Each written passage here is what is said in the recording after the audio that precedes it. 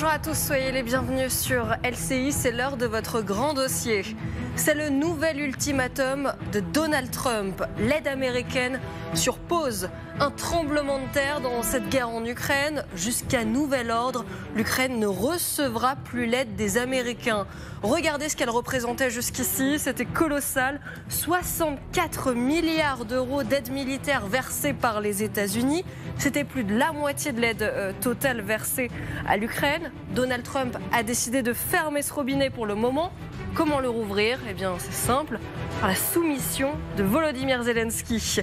Pour décrypter cette actualité folle, André Caspi, historien et spécialiste des États-Unis, est notre invité dans le grand dossier. Et voici venu le moment de vérité. L'Europe est-elle prête à prendre le relais ?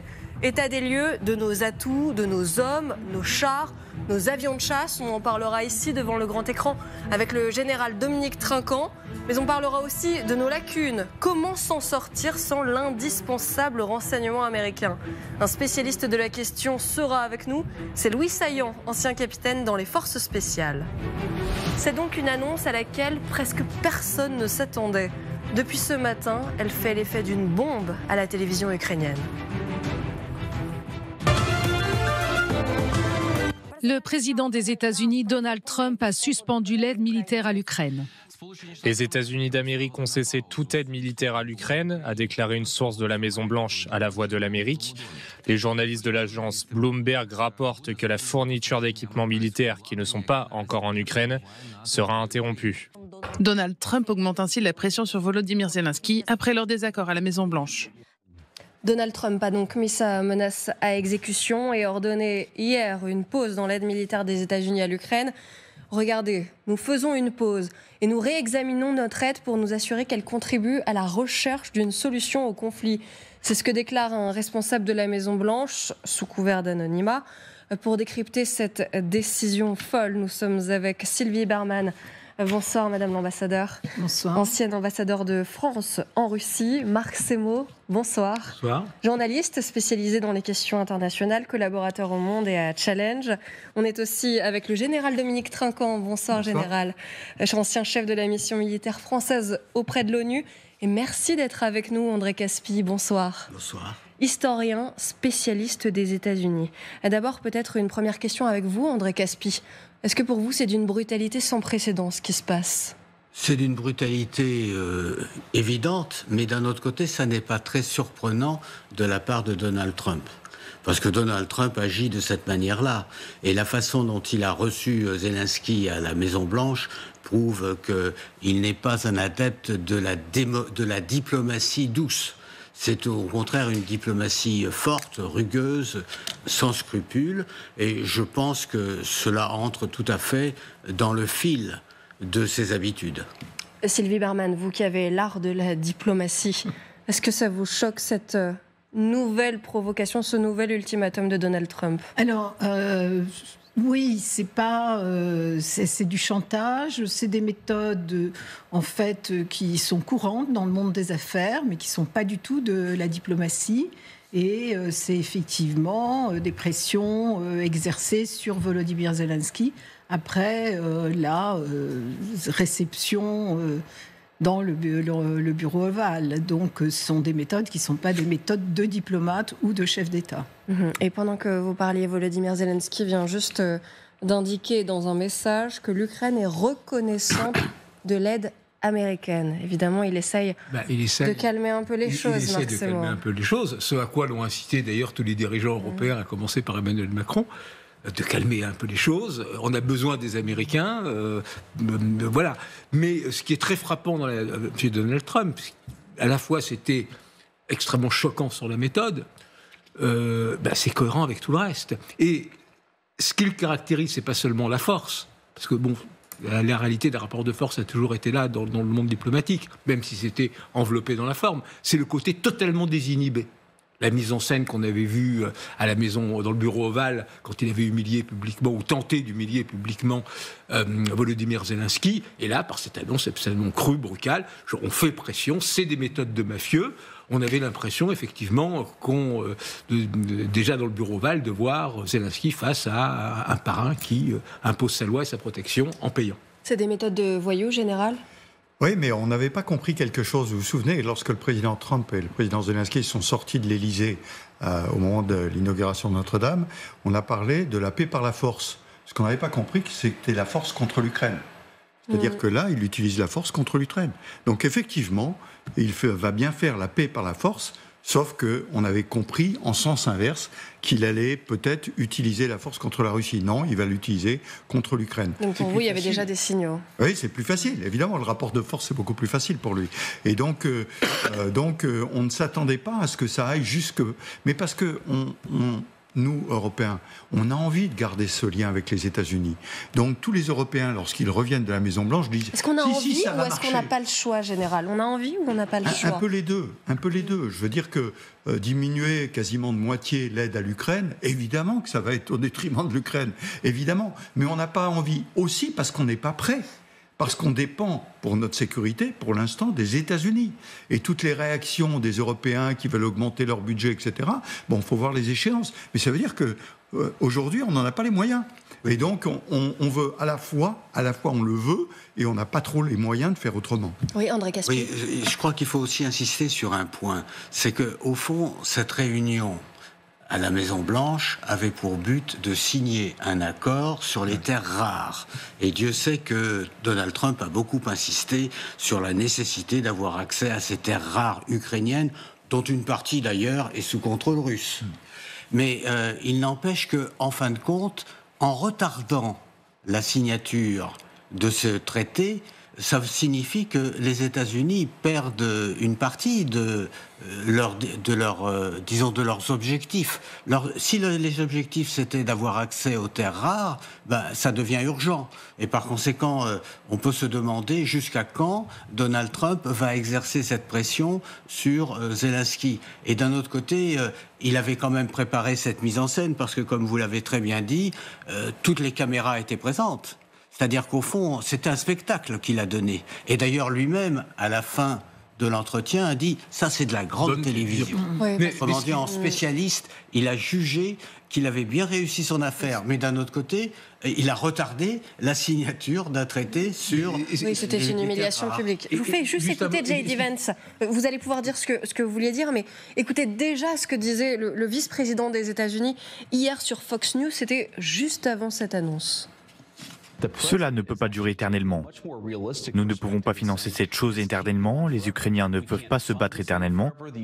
Alors amenons cette chose à un règlement pacifique.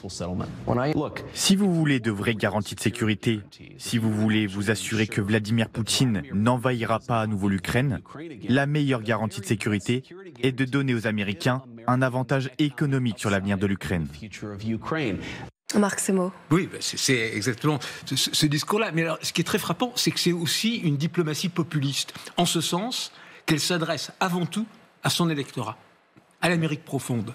Et à la base, il y a une différence énorme. Pour les États-Unis, cette crise de l'Ukraine est évidemment une crise grave, mais c'est une crise lointaine, c'est une crise comme il y en a d'autres. Pour les Européens, c'est une crise existentielle. Et c'est aussi là-dessus que l'OTAN, l'Alliance Atlantique, sont en partie écartelés. Parce que, de fait, les priorités comme les objectifs ne sont pas les mêmes. Et même si on peut rationnellement expliquer qu'il y a d'évidentes interpénétrations entre ce qui se fait en Ukraine, l'Extrême-Orient avec la Corée du Nord et le Moyen-Orient avec l'Iran, et que si les États-Unis sont faibles en Ukraine, ses adversaires en profiteront en Extrême-Orient et au Moyen-Orient, malgré ça, pour l'électeur américain, dont Vance se fait le porte-parole, on en a assez de financer, de donner de l'argent, de voir ces gens mourir. Il y a une espèce de lame de fond contre ce qui ont été toutes ces guerres de l'après-chute du mur. En tout cas, cette méthode, elle semblerait fonctionner, puisque Volodymyr Zelensky vient de dire qu'il serait prêt à signer l'accord sur les minerais. Donc en fait, cette méthode de la brutalité et de la force, vous en parliez, Général Trinquant, elle semble fonctionner. Parce que le rapport de force n'est évidemment pas en faveur de M. Zelensky. Mais comme vous le rappeliez tout à l'heure, le but était de signer un accord à Washington. Et en fait, la conversation entre M. Zelensky et M. Trump n'a pas porté du tout là-dessus. elle a porté sur M. Zelensky, rappelant que la guerre était horrible, que Poutine était un sale type, etc., etc. Donc, ça a complètement dérapé. Et donc, pas d'accord. Il faut rappeler qu'à la fin de cette séquence, la délégation ukrainienne est partie dans une pièce et souhaitait revenir pour discuter de l'accord. Ce sont les Américains qui ont dit, pour un peu renforcer leurs forces, eh ben, écoutez, qu'ils s'en aillent, puisqu'ils ne veulent pas discuter. Mais, à mon avis, ils étaient prêts à la discuter à Washington. Et là, ils reviennent sur ce sujet. Cette dispute. Oui, et on voit bien la position des Européens qui, tous, ont dû dire à M. Zelensky, d'ailleurs, je crois que c'est le président de la République qui disait qu'il fallait être reconnaissant. Bien sûr, il faut être reconnaissant. Et donc, ça a été le chantage un peu de M. Trump et de M. Vance. Comment vous n'avez pas dit merci? Comment vous ne nous avez pas remercié? Il avait remercié beaucoup, oui, mais malheureusement, c'était l'administration démocrate. Donc, remerciant l'administration démocrate, c'est quasiment une injure à l'administration républicaine. Vous voyez, donc voilà, il y avait quelque chose qui ne fonctionnait pas. Il y a un côté qu'il faut souligner également, c'est que la position de Vance est beaucoup plus extrémiste que la position de Donald Trump. C'est-à-dire que J.D. Vance, depuis déjà longtemps, s'oppose à toute aide à l'Ukraine. Il a voté, en somme, contrairement à beaucoup de ses collègues républicains au Sénat, il avait voté contre la poursuite de cette aide. Donc il est venu, si l'on peut dire, au secours. Non, j'exagère. Trump n'a pas besoin de secours. Mais il est venu, si vous voulez, conforter la position de Trump en insistant sur le fait que Zelensky devait remercier. Et d'ailleurs, on l'entend plusieurs fois dire cela. C'est-à-dire que ça s'adresse avant tout à l'électorat américain, vous avez tout à fait raison, un électorat américain qui est de plus en plus indifférent à l'endroit de ce qui se passe en Ukraine, sans compter que beaucoup d'Américains ne savent pas très bien où est l'Ukraine. Je dirais d'ailleurs que beaucoup de Français ont peut-être aussi quelques hésitations sur l'emplacement de l'Ukraine, mais certainement beaucoup moins que les Américains.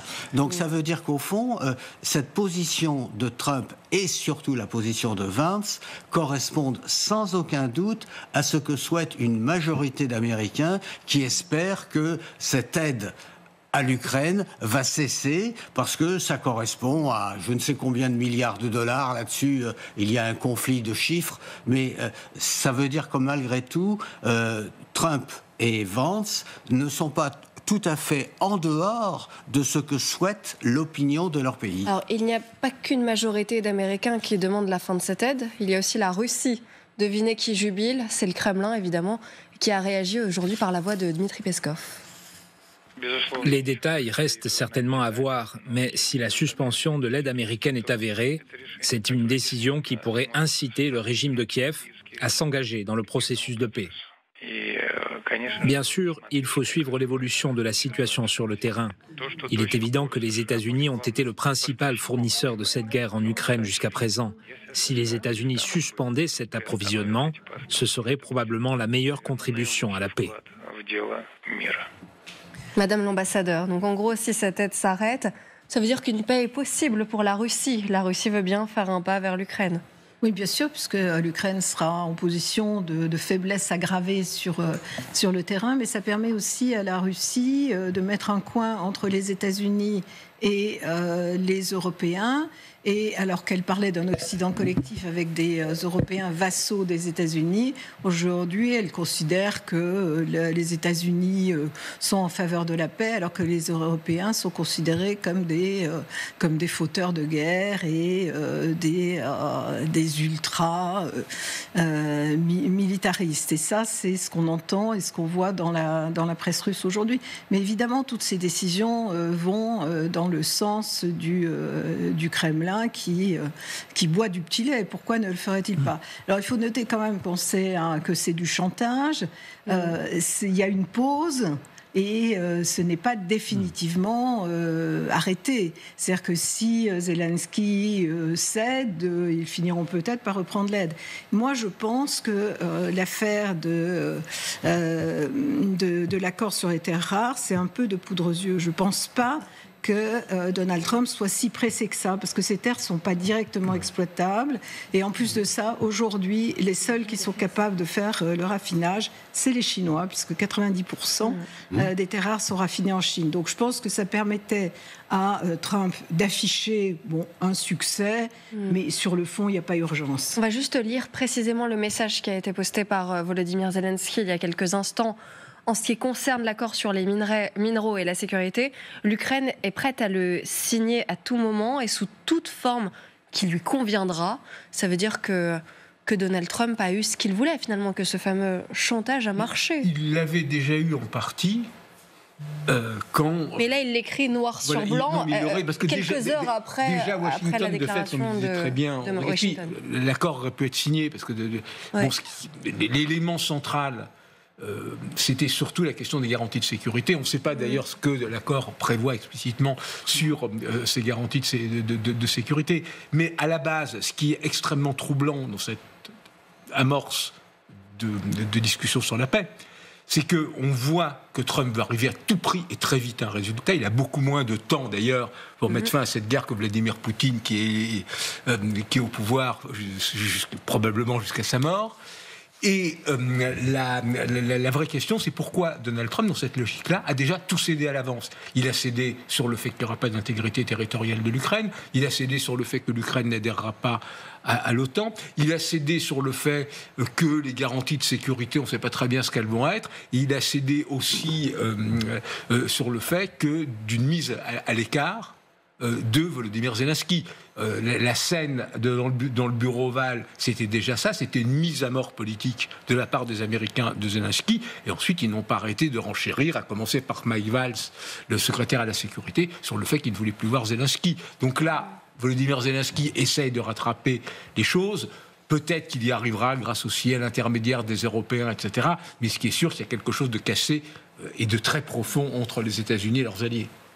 Général. Oui, je pense qu'avec M. Trump, il faut faire la part des choses entre la perception et la réalité des choses. Je suis assez d'accord avec ce que disait Sylvie Berman sur le fait qu'il a besoin de montrer que quelque chose existe. Les terres rares, est-ce que dans 10 ans, 15 ans, 20 ans, ça rapportera quelque chose? On verra. Mais de montrer, vous comprenez, on a passé de l'argent aux Ukrainiens, ils nous remboursent et on a un papier qui est signé, c'est la perception. Et c'est l'homme de télévision. Il faut qu'est-ce que vous comprenez maintenant?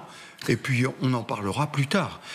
Donc je crois que c'est important pour lui. C'est pour ça qu'il veut aller vite aussi. C'est symbolique en fait. C'est plus pour envoyer un message à ses électeurs, pour dire qu'il se fait pas avoir. Exactement. Puis il veut aller vite. Vous comprenez, moi, je vous avais dit que je faisais la paix. Regardez, j'ai lancé des éléments. Alors ça m'amuse beaucoup quand on parle d'un plan de paix. Il n'y a pas de plan de paix là.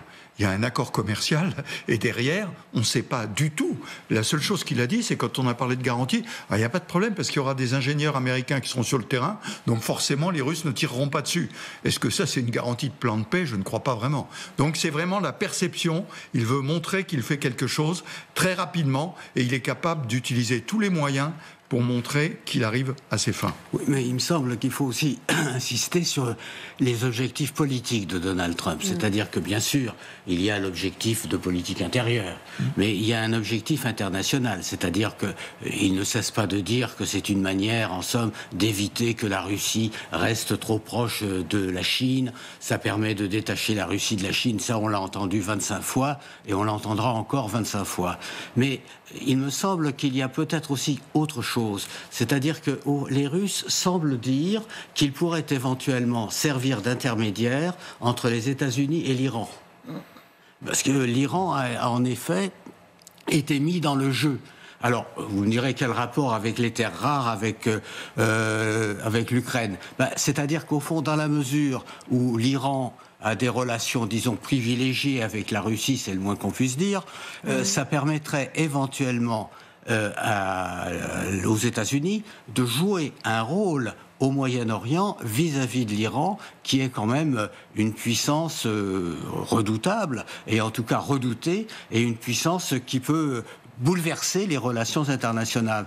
Donc je crois que, bien sûr, les terres rares, ça peut être relativement secondaire, encore que Donald Trump ne cesse pas d'y insister.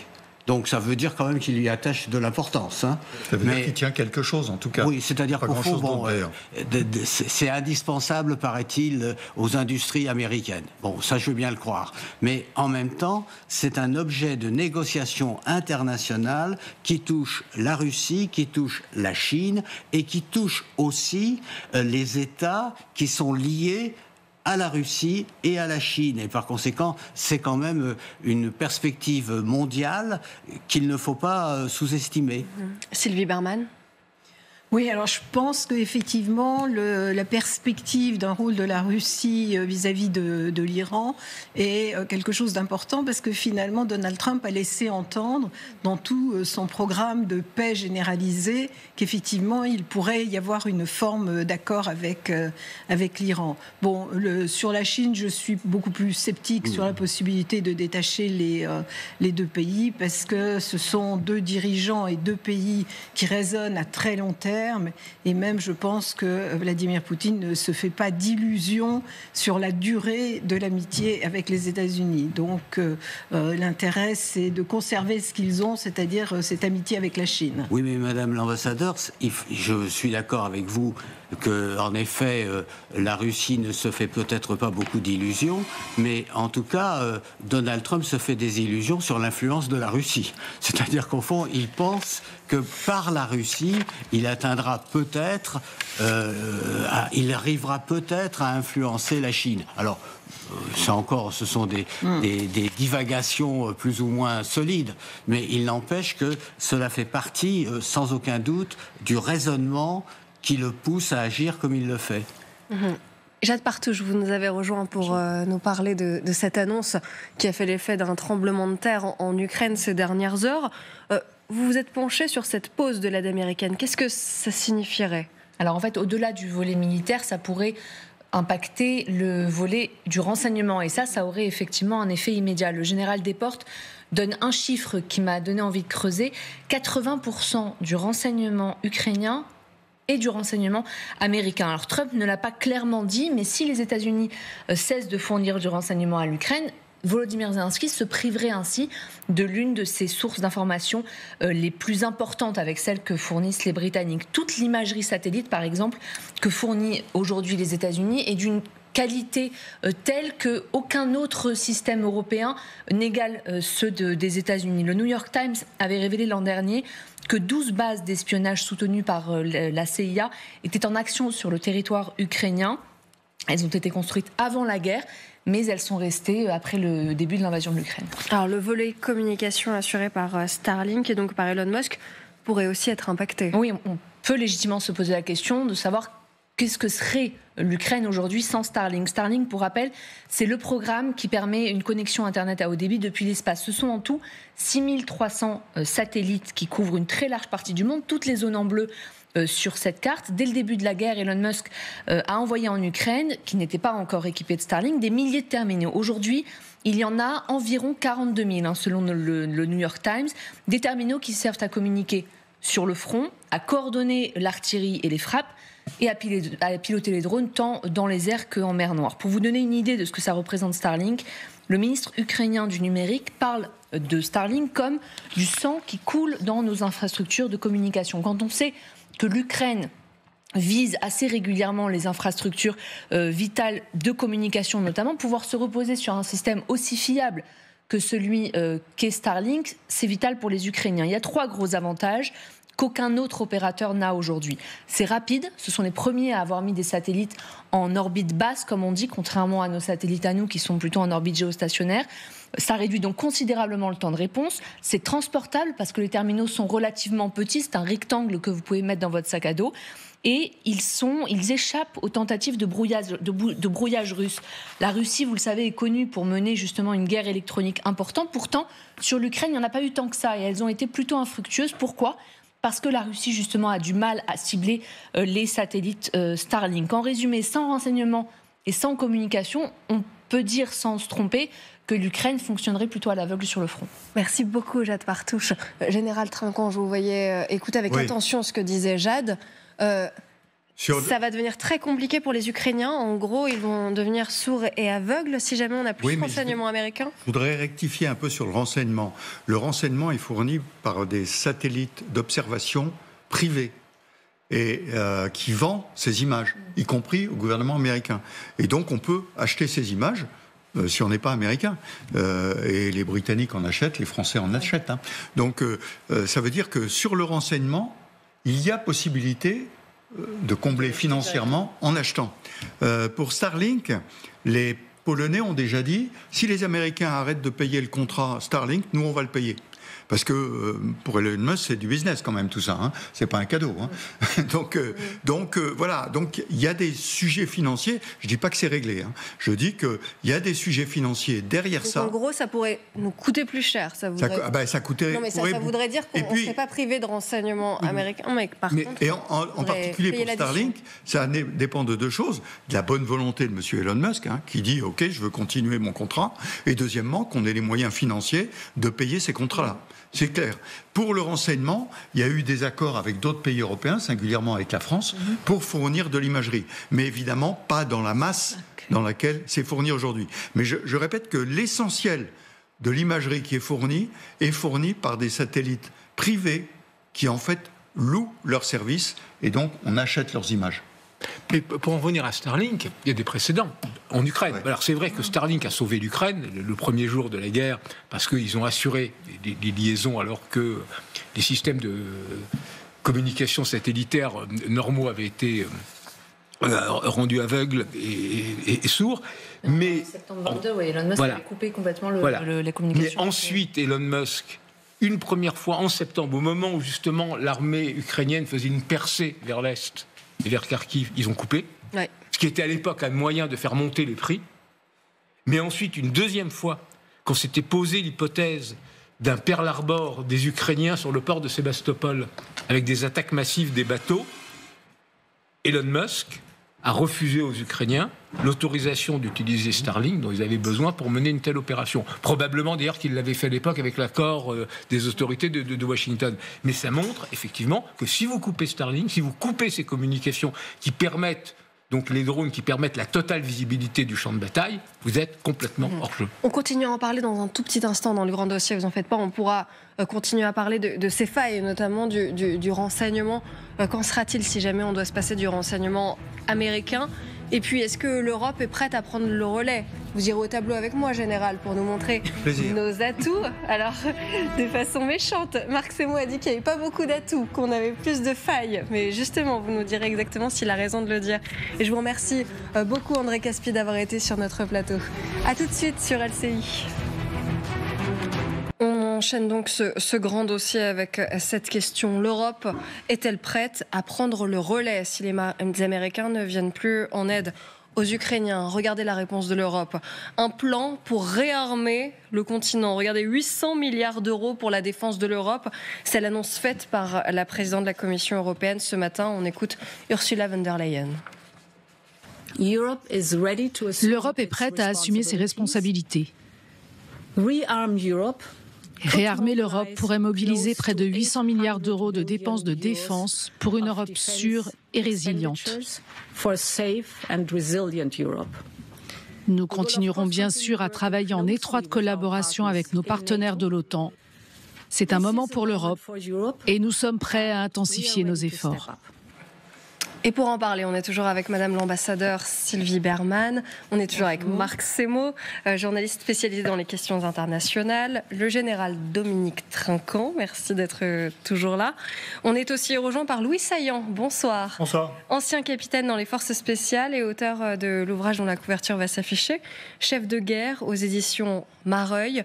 On accueille également Pascal Perry, éditorialiste économie LCI. Bonsoir Pascal. Bonsoir. D'abord, c'est à vous que je vais refiler la patate chaude. D'où ça sort ces 800 milliards d'euros qui sont annoncés par Ursula von der Leyen? Alors, il y a un peu d'empressement dans l'annonce. vous l'avez noté, puisque la réunion avec les chefs d'État était prévue jeudi. Madame von der Leyen est sans doute prise de court, prise de vitesse par le duo Macron-Starmer.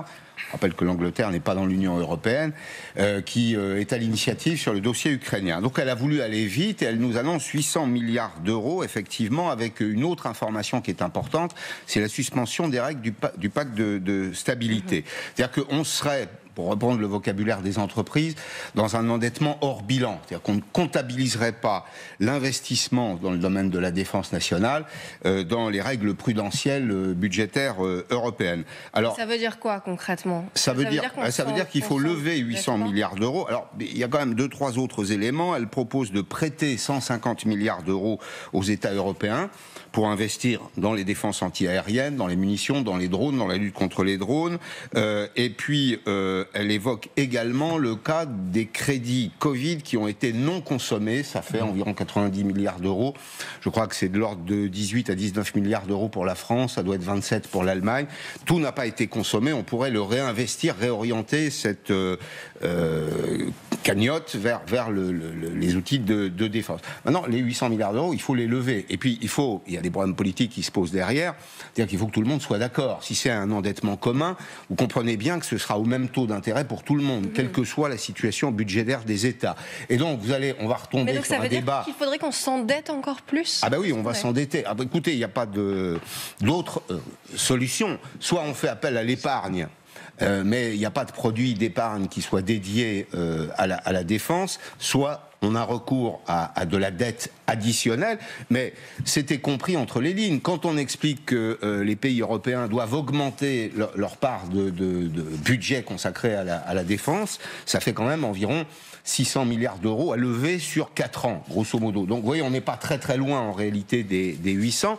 On a tous compris que l'effort additionnel qu'on allait devoir porter se retrouverait soit dans les livres de compte des États, soit dans le cadre d'un emprunt européen, mais j'insisterai quand même sur les modalités de cet emprunt.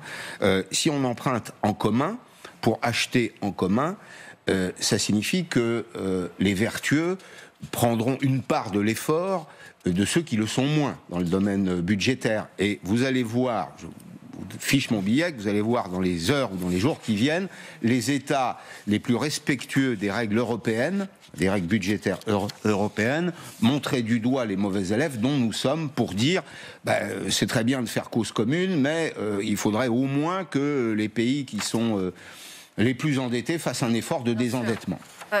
Louis Saillant, j'ai le sentiment que ça ne vous fait pas vraiment rêver ce plan. C'est ce que demandaient les militaires ou pas ?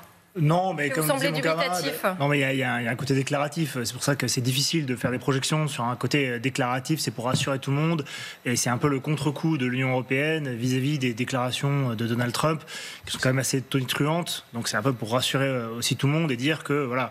Les opérations continuent conformes à ce qui était, conforme. En tout cas, on essaie de trouver une certaine forme de conformité. Mais voilà, mais c'était juste qu'effectivement, on évoquait en plateau juste avant de prendre l'antenne, qu'en fait, c'est très déclaratif et on ne sait pas ce qu'on va en faire. C'est mesuré par rapport à quel effort. Qu'est-ce qu'on veut faire ? Et aujourd'hui, la grande question, et on ne peut pas y répondre, c'est juste la question, c'est qu'est-ce qu'on fait si les Américains, et a priori, on part dans cette voie-là, se retire de ce conflit-là, qui prend la suite et pour quels objectifs ? Est-ce que l'objectif, c'est que l'Ukraine puisse reprendre tout son territoire ? Est-ce qu'on va négocier une zone militarisée, une zone démilitarisée ? Est-ce qu'on va négocier que l'Ukraine rentre dans l'UE ? Enfin, il y a plein d'enjeux derrière. Personne ne peut y répondre pour l'instant. C'est pour ça que je pense qu'il est urgent d'attendre. Alors, c'est vrai que le Figaro s'est posé sur cette question, justement, aujourd'hui. A-t-on les moyens de prendre le relais des États-Unis en Ukraine, notamment ? Ça, c'est une des questions qui est posée. Alors, on va aller devant les cartes, Général Trinquant, pour comprendre un petit peu quels sont nos atouts, parce qu'on en a. Et je vous promets, on va se flageller après. Mais d'abord, on va regarder les points positifs avec vous, parce qu'il y en a, évidemment.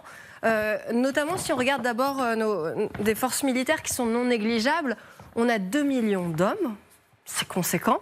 On a aussi des armes sur lesquelles on peut s'appuyer, notamment, je suis désolée, on n'a pas mis le Rafale, mais on a des Mirages aussi en France. Donc Mirage, Rafale, on a aussi les canons César, on a le Storm Shadow au Royaume-Uni et le Scalp, l'équivalent en France.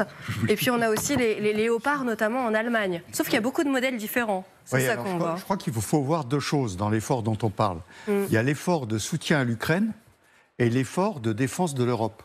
Et ce sont deux choses différentes. L'effort de soutien à l'Ukraine, c'est comment prend-on le retrait si les Américains se retirent. L'effort de soutien à l'Europe, c'est comment arrive-t-on à combler les 30 années de dividendes de la paix dans lesquelles nous nous sommes désarmés pour remonter en puissance et être capable de se protéger à terme sans la présence américaine. C'est deux sujets différents. Le premier sujet est un sujet immédiat, très rapide. Les Américains s'en vont là. Qu'est-ce qu'on fait l'année prochaine ? On verra pour le problème du cessez-le-feu et tout après. Pour l'instant, c'est comment on les approvisionne. Et le deuxième sujet, c'est comment on monte en puissance. Et sur le sujet monter en puissance, qui concerne votre cartouche-là, moi j'ai envie de dire, 2 millions d'hommes, on en a beaucoup trop. Ça va vous paraître... C'est trop, 2 millions d'hommes. Mais, bien sûr, mais parce que là-dedans, mais les 3 quarts, enfin les 3 quarts, je suis méchant, mais il y en a un tiers. Sur les ce 2 ne sont pas des soldats. Ce ne sont pas des soldats. Donc on calcule des pommes et des poires. C'est des gens qui sont dans des bureaux. Et puis toutes les armées ne sont pas au niveau d'engagement que l'est l'armée française ou l'armée britannique. Il y a des armées où, pardonnez-moi l'expression, je vais être méchant avec eux, mais c'est plus des fonctionnaires que vraiment. Donc il faut revoir tout ça. Ils en prennent tout le temps plein la figure, les fonctionnaires en ce moment. Non, mais je veux dire, les fonctionnaires ont leur utilité, il n'y a rien à dire. Mais pour aller au combat, c'est pas exactement la même chose. Les 17 types de chars de combat, par exemple, ça c'est un vrai problème.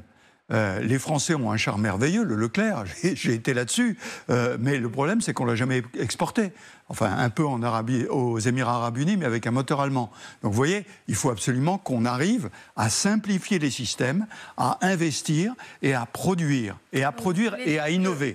Vous voulez dire que là, on présentait quelques-uns de nos plus beaux atouts en Europe. Le problème, c'est qu'il y a trop de modèles, et donc le fait que ce soit trop hétérogène, ça va être un problème aussi ? Il y a un problème de gaspillage un peu dans les moyens. Vous prenez le César. Le César réussit remarquablement en Ukraine. Donc la société qui fabrique ça est ravie, tout le monde est content, et ça s'achète beaucoup. Au Danemark, il y a beaucoup de pays qui l'achètent, le César. Il y a 3 ou 4 autres sortes de pièces d'artillerie qui ont essayé de copier plus ou moins le César et qui fonctionnent moins bien. Mais chacun a voulu créer le sien. Il va falloir peut-être consolider. Il sera fabriqué par d'autres sociétés, mais peu importe, ça peut être utile. L'avion, on a un problème.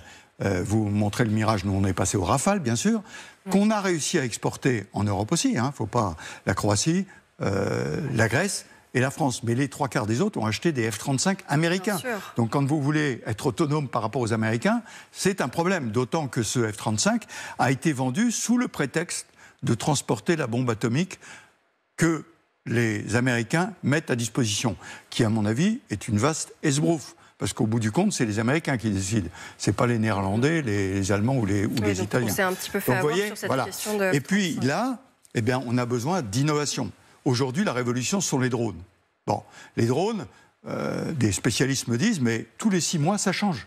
Les systèmes informatiques vont tellement vite que ça change. Donc, ce n'est pas la peine d'avoir trop de stock, parce que on ne va pas pouvoir, dans 6 mois, ils seront plus bons. Et puis le dernier point qui n'apparaît pas là-dessus, et je viens d'en parler, ce sont les stocks. Quand vous avez une pièce d'artillerie, combien d'unités de feu disposez-vous ? Je vous donne un exemple. La France va projeter une brigade en Roumanie pour le mois de juillet, dans le cadre d'un exercice, et les mots du chef d'état-major de l'armée de terre, c'est « je veux envoyer une brigade bonne de guerre ». Bonne de guerre, ça veut dire quoi ? Avec des munitions pour faire la guerre pendant 6 mois. Jusqu'à maintenant, on n'avait jamais ça. On avait des munitions pour s'entraîner et on avait assez peu de stocks de munitions. Donc il faut augmenter considérablement ces stocks de munitions. Mais comment augmenter le stock de munitions pour l'armée française, par exemple, quand les Césars qui sont en Ukraine tirent des obus et les consomment ? Vous voyez, on a un problème. Il va falloir en donner plus à l'Ukraine et puis nos stocks ne vont pas monter. Vous voyez ? Donc on a beaucoup de problèmes qui doivent être étudiés dans le cadre européen, sous la couverture des financements dont on vient de nous parler, donc qui sont un peu compliqués. Mais tout ceci, on le fait à vitesse grand V, et l'accélération avec le lâchage américain est importante. Merci beaucoup, Général Trinquant. Alors, c'est vrai qu'on était censé parler des atouts. Vous n'avez pas pu vous empêcher de nous dire qu'on avait aussi quelques problèmes concernant nos atouts. Et vous avez raison. Marc Semo, c'est vrai qu'il y a un problème de stock. Visiblement, c'est vrai que ça va être compliqué de fabriquer très très vite. Et puis, beaucoup de modèles différents. Le problème central est là. 17 chars, c'est une aberration. Ça veut dire à chaque fois, parce que souvent en plus, même s'ils ont les mêmes calibres, ils ne sont pas totalement compatibles. Ce qui veut dire, par exemple, que quand on les donne aux Ukrainiens, il devait y avoir autant de chaînes logistiques pour chaque type de char. Idem pour des canons. Donc le vrai problème de l'Europe, c'est qu'elle a en main tous les atouts, y compris en termes de budget global cumulé de défense. C'est 360 milliards d'euros. En mettant les Britanniques dedans, les Norvégiens, etc., on dépasse les 400 milliards. C'est beaucoup, c'est plus que les Russes. C'est 2 ou 3 fois plus que les Russes. C'est autant que les Chinois. Donc c'est énorme. Mais il y a ce problème de l'éparpillement. Et puis, deuxième chose, le problème de décider, et ça concerne aussi chaque armée nationale, ce qu'on voit dans la loi de programmation militaire, on fait une armée. Pourquoi ? Le problème, la grandeur, la force, mais aussi les limites de l'armée française, c'est ce qu'on appelle l'armée bonsaï, c'est-à-dire une armée qui, en petit, est capable de tout faire très bien, mais qui n'a pas réellement choisi de priorité. Et une question que l'on pose, par exemple, ouvertement aujourd'hui dans le débat public, c'est celui du porte-avions nucléaire. Est-ce qu'aujourd'hui, c'est la priorité des priorités, alors que la menace principale est celle d'une guerre conventionnelle à l'Est avec la Russie?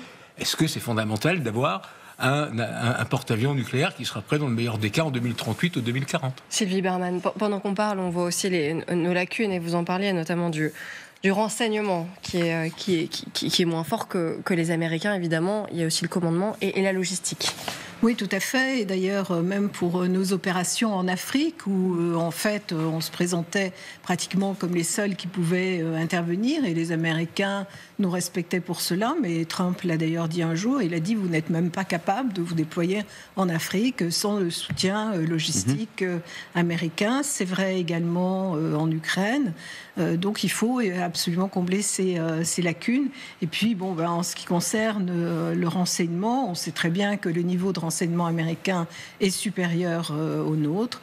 Il y a les Five Eyes, qui sont le renseignement collectif avec les Anglais, les Néerlandais et les Australiens. Et puis alors la question qui se pose, c'est-à-dire que si les Ukrainiens perdent ça, c'est la question du ciblage. Parce qu'en réalité, le ciblage a été souvent fait pour les objectifs par le Pentagone. C'est la raison aussi pour laquelle Joe Biden n'était pas d'accord pendant très longtemps pour qu'il y ait des armes. Oui, c'est la raison pour laquelle ça a beaucoup coincé. Louis Saillant, que retenez-vous de ces images, de ces atouts, de ces lacunes? Est-ce que ça doit nous donner un espoir sur cette armée européenne qui est censée monter en puissance, ou au contraire, est-ce que vous dites... Défense. De défense, pardon. Défense européenne, pas défense, armée européenne. Défense européenne, vous avez absolument raison. Vous avez absolument raison, mais... Voilà, qu'est-ce que ça nous dit? Quels sont les enseignements qu'on peut tirer de ces listes qu'on vient de faire? Alors, je vais juste dresser un petit peu la situation par rapport au renseignement qu'il y a aujourd'hui en Ukraine. On parle beaucoup de renseignement qui est fait de la part des Américains. Les Américains ont un système de renseignement aujourd'hui avec différentes agences, notamment la NSA, qui est extrêmement extensif, qui est le plus extensif au monde d'ailleurs, et qui donc n'a pas d'équivalent. Donc s'il se retire des opérations aujourd'hui, soit entièrement, soit de manière parcellaire, personne n'arrivera à combler le déficit de l'engagement qu'ils peuvent avoir sur le terrain. Pourquoi? Je m'explique pour les téléspectateurs pour qu'ils comprennent bien. On va descendre au niveau tactique. Quand vous avez besoin de planifier une opération, vous avez besoin de cartes. Vos cartes, ce ne sont pas des cartes d'état-major, comme on voit dans les films en papier, mais ce sont des images satellites qui sont croisées avec plein d'informations, de la topo, de la densité de population, etc. Donc vous avez plein d'informations qui sont croisées et vous devez les actualiser régulièrement. Les satellites ont un cycle, certains sont géostationnaires, il faut pouvoir fusionner toutes ces informations-là et ensuite prendre des décisions par rapport aux renseignements que vous avez, en plus de savoir où sont les gens. Vous avez besoin de savoir où sont vos alliés, où est la population, où sont les Russes. Et en l'occurrence, ça, c'est des faisceaux de renseignements telles que les interceptions téléphoniques, les interceptions radio, la guerre électronique. Vous allez faire beaucoup de travail aussi avec des drones, donc des drones de différents calibres, donc les petits jouets, comme on a vu partout sur les vidéos, mais aussi les grands drones, des avions comme l'Orion qui va survoler des très grandes zones et couvrir des zones et écouter des zones. Donc tout ça, c'est énormément de moyens que personne ne peut aujourd'hui égaler. Néanmoins, ceci étant dit, la France et les Anglais ont quand même de beaux services de renseignement qui ont des belles capacités, et donc on pourrait quand même pallier à certains efforts, ça c'est certain. Maintenant, comme on le disait en aparté tout à l'heure, il faut bien comprendre que les Ukrainiens ont très certainement des stocks. Là, on parlait du matériel, des chars, des obusiers, etc. Il y a très certainement de la munition, du carburant, etc. Donc ils ont un petit délai, même si les Américains coupent les vivres et les moyens aujourd'hui, ils ont un petit délai. Mais en renseignement, vous coupez le renseignement, vous avez des combattants qui sont aveugles. Donc c'est pour ça que je faisais une petite comparaison tout à l'heure en disant que je préfère... oui, donc vous êtes aussi radical que ça. Ça veut dire que là... Aveugles. Vous ne voyez il plus rien. Donc moi, je préfère avoir un petit 4x4 et beaucoup de renseignements que d'être dans un char et n'avoir aucun renseignement. Ça ne sert à rien d'être dans un char si vous ne savez pas où tirer, si vous ne savez pas où vient la colonne logistique pour vous alimenter. Donc en gros, c'est absolument crucial, et je dirais même que c'est l'organe fêtier dans la guerre. Oui, merci beaucoup Louis Saillant d'avoir été notre invité dans ce grand dossier. Dans un instant, on parlera de Donald Trump et Wall Street. Déjà, la fin de la lune de miel. Pascal Perret, vous nous direz si c'est grave, docteur. Vous nous direz s'il est mal en point. Donald Trump vous montrera quelques chiffres. A tout de suite sur LCI.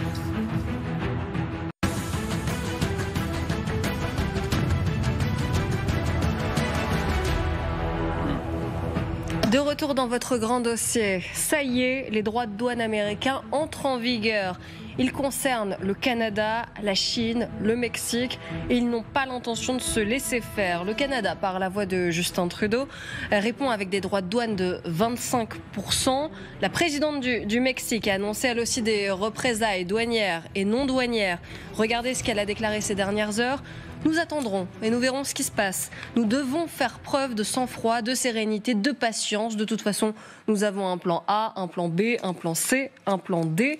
Écoutez également le porte-parole du ministère des Affaires étrangères chinois, qui lui aussi a dit qu'il n'allait pas se laisser faire. Je tiens à insister sur le fait que le peuple chinois ne se laissera pas intimider. Nous ne nous laisserons jamais dominer ni intimider. La pression, la coercition et les menaces ne sont pas la bonne façon de traiter avec la Chine. Nous conseillons à la partie américaine de mettre de côté son attitude intimidante et de revenir rapidement sur la voie légitime du dialogue et de la coopération. Pascal Perret, on va analyser quelles sont les conséquences pour le moment. Regardez, est-ce que ça veut dire que les États-Unis vont tout droit vers la récession, notamment quand on voit ces conséquences-là et cet effet boomerang, si jamais il y a ces conséquences sur le Canada, notamment. Là, on a juste pris l'exemple du Canada. Non, mais si ces menaces sont mises à exécution, bien sûr qu'il y a un risque de récession. C'est-à-dire qu'on n'invente rien dans le domaine économique. Quand vous mettez des droits de douane à l'entrée d'un pays, d'abord, ça ralentit les flux, et puis compte tenu du fait que les chaînes de valeur sont aujourd'hui très larges, et qu'on va sourcer, le mot est anglais, mais tout le monde comprend ce que ça veut dire, on va chercher des pièces détachées, des fournisseurs en Asie, pour les constructeurs automobiles américains, plutôt au Mexique, dans des entreprises qu'on appelle les Mecadinas, qui sont juste à la frontière et qui produisent à des coûts de production très inférieurs.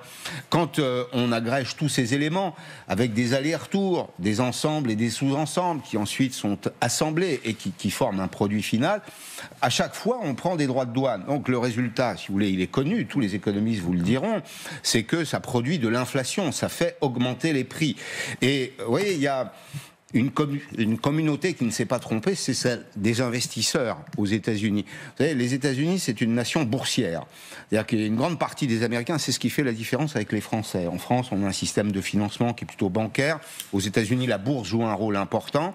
Et on regarde évidemment les grandes valeurs, alors ce qu'on appelle les 7 fantastiques, là, les 7 magnifiques, ces entreprises de nouvelles technologies, qui baissent d'ailleurs corrélativement les valeurs de l'ancienne économie, les aciéristes par exemple, remontent. C'est-à-dire qu'on a l'impression qu'il y a une espèce de retour en arrière aux États-Unis, mais cette nation qui est une nation boursière regarde les cours de bourse, s'inquiète évidemment, et à un moment ou à un autre, tout ceci finira en capillarité fine sur le marché. C'est-à-dire que le consommateur va finir par le payer. Non seulement à ce stade, Donald Trump inquiète les investisseurs, il inquiète aussi une partie des chefs d'entreprise qui sont très intégrés dans la mondialisation, qui profitent de la mondialisation pour baisser leurs coûts de production, mais à un moment ou à un autre, y compris ces électeurs, vont payer plus cher les productions importées qu'on retrouve chez Best Buy, chez Walmart, chez Target, chez tous ces grands distributeurs américains. Et il y a une obsession aux États-Unis. Quand vous interrogez, j'étais aux États-Unis lors de l'avant-dernière campagne, interrogez les gens dans les linéaires chez Walmart, vous leur demandez qu'est-ce qui fera l'élection, ils vous répondent economy, economy, economy. Il n'y a que ça qui compte en réalité. Et donc très vite, la porte pourrait revenir dans la figure du président américain. Et c'est ce qu'on voit déjà avec Justin Trudeau qui vient de s'exprimer, le Premier ministre canadien qui annonce 25% sur les produits américains. Donc on voit bien qu'il y a une réponse immédiate. Il y a une réponse immédiate, et pour Donald Trump, ça risque d'être un problème. Il ne faut pas oublier qu'il a été élu, entre autres, parce que l'inflation avait énormément pénalisé le bilan de Joe Biden. C'était un très bon bilan économique, mais il y avait une inflation ressentie, en partie réelle, qui était terrible. Le prix de l'œuf, qui était montré comme un exemple. Avec ces poussées inflationnistes qui seront nécessairement entraînées par ces tarifs douaniers, ce qui était la base même de sa victoire électorale risque d'être ébranlé. On voit que, notamment quand on voyait la chute de Wall Street, en tout cas on voit que Wall Street commence à s'impatienter, même s'il y avait une euphorie lors des premiers jours du retour de Donald Trump à la Maison-Blanche, Sylvie Berman. Là, on voit clairement quand même que Donald Trump commence à inquiéter autour de lui. Oui, tout à fait, c'est assez logique, mais les implications en termes d'inflation ne sont pas du tout une surprise. Ce qui est étonnant, c'est qu'aucun économiste auprès de lui n'a fait valoir l'effet contre-productif de ces décisions. Et non seulement il persiste et signe, mais il y a un moment où il y avait une pause avec les Canadiens et avec les Mexicains, et là il va de l'avant. Et je rappelle que quand il avait mis des droits de douane contre les produits chinois, en réalité les exportations chinoises vers les États-Unis ont été records, et en plus les Chinois avaient fait un détournement via le Mexique. Donc ça ne fonctionne pas toujours, indépendamment même de l'inflation dans le pays. Oui, parce que... Alors, évidemment, Donald Trump a une réponse. Il dit, voilà, je vais baisser les impôts, je vais faciliter, je serai business friendly, je vais faciliter la vie des chefs d'entreprise, je favorise le rapatriement de capitaux, le réinvestissement aux États-Unis. Mais il y a un problème de calendrier. L'inflation, c'est aujourd'hui. C'est maintenant. De mémoire, on est à 2,4 ou 2,5%, ce qui est beaucoup pour les Américains sur un an. Et les mesures fiscales, les mesures d'encouragement viendront probablement avec retard. Donc il y a une période compliquée, il n'y a pas, si vous voulez, concordance des temps en réalité. Ces mesures produisent des effets immédiats, ou vont produire des effets immédiats sur l'inflation. Et les mesures correctrices qu'il entend prendre pour redonner du volume à la croissance américaine ne seront efficaces qu'à partir de l'automne prochain, et probablement donneront des effets pleins en vitesse de croisière en 2026. Donc il a là un problème de calendrier à maîtriser qui va jouer nécessairement sur le moral des Américains et sur les pressions internes. Ma conviction personnelle... Oui, là tout de suite ça va être compliqué en tout cas pour lui. Oui, ma conviction personnelle, c'est que en réalité, le meilleur ennemi de Donald Trump n'est pas à l'extérieur, mais à l'intérieur. C'est-à-dire que c'est les ménages, les entreprises, les financiers, qui probablement vont lui rappeler que la mondialisation, c'est-à-dire un monde sans friction, sans droit de douane, est un monde plus efficace sur le terrain économique. Général ? Et il y a une chronologie qu'il ne faut pas oublier. Il y a les midterm elections. Et que le président Trump doit donner des résultats avant 1 an et demi. Sinon, il va avoir un retour de bâton politique important. Donc le temps lui est compté. Merci beaucoup d'avoir été avec nous dans ce grand dossier.